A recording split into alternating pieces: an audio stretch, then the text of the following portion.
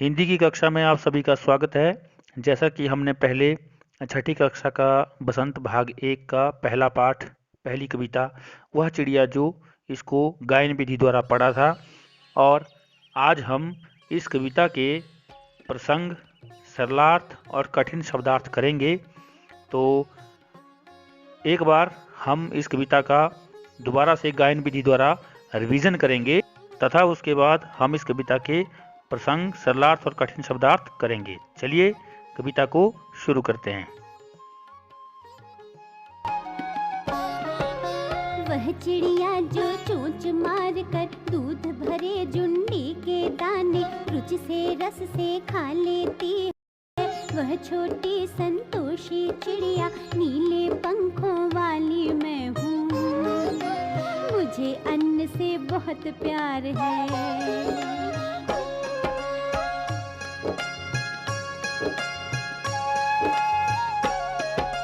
वह चिड़िया जो चोंच मार कर दूध भरे जुंडी के दाने रुच से रस से खा लेती है, वह छोटी संतोषी चिड़िया नीले पंखों वाली मैं हूँ।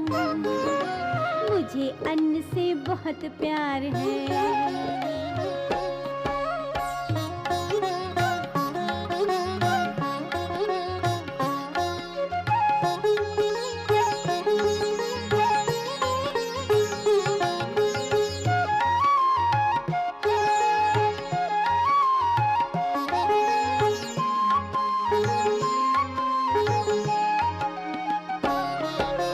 वह चिड़िया जो कंठ खोल कर बूढ़े वन बाबा की खातिर रस उंडेल कर गा लेती है, वह छोटी मुंह बोली चिड़िया नीले पंखों वाली मैं हूँ।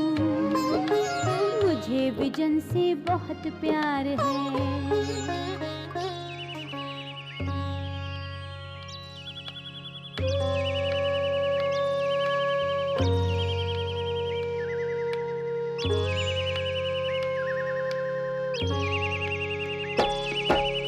वह चिड़िया जो कंठ खोल कर बूढ़े वन बाबा की खातिर रस उंडेल कर गा लेती है, वह छोटी मुंह बोली चिड़िया नीले पंखों वाली मैं हूँ। मुझे विजन से बहुत प्यार है।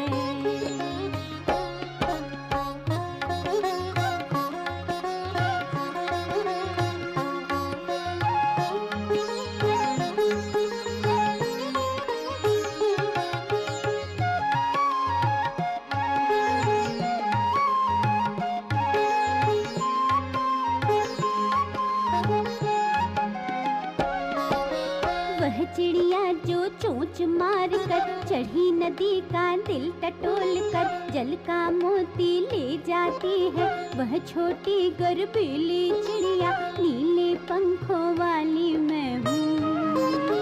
मुझे नदी से बहुत प्यार है। वह चिड़िया जो चोंच मार कर चढ़ी नदी का दिल टटोल कर जल का मोती ले जाती है, वह छोटी गर्वीली चिड़िया नीले पंखों वाली मैं हूँ। मुझे नदी से बहुत प्यार है।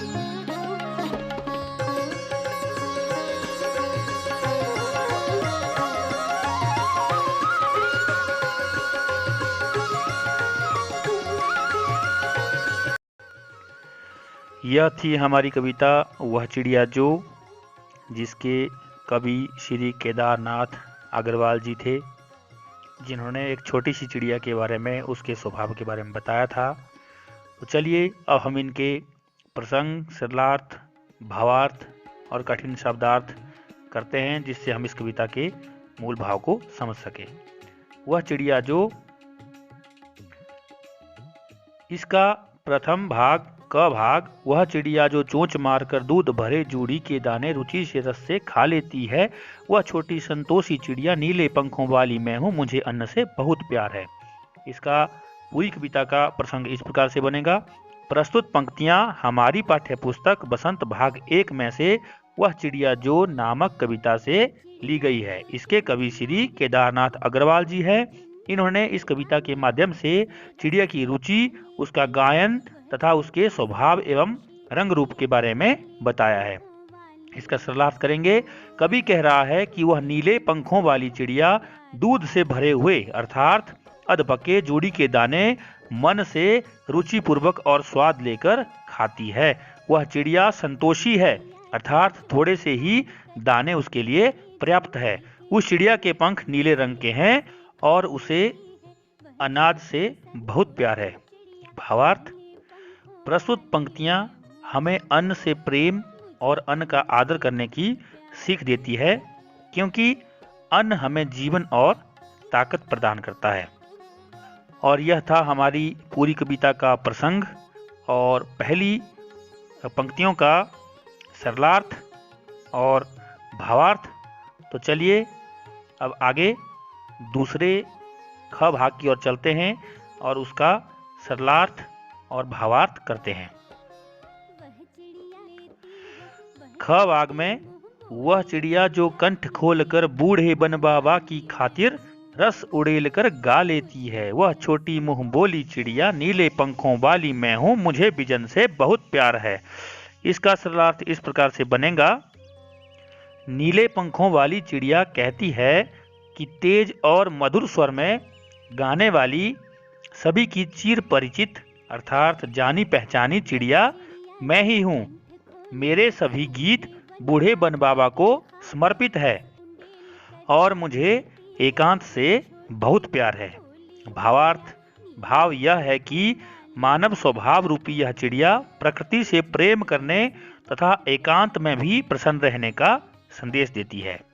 ग भाग में, वह चिड़िया जो चोंच मार कर चढ़ी नदी का दिल टटोल कर जल का मोती ले जाती है, वह छोटी गर्वीली चिड़िया नीले पंखों वाली मैं हूँ, मुझे नदी से बहुत प्यार है। इसका सरलार्थ इस प्रकार से बनेगा।